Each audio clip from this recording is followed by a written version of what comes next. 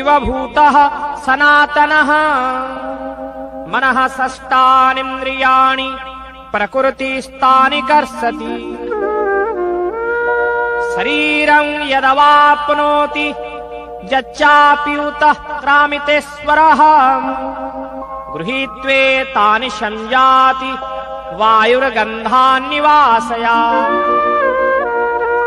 शुक्रं चक्षुर्स्पर्शनं च रसनं घ्राणमेव च अधिष्ठाय मनश्चायं विषयानुपसेवते।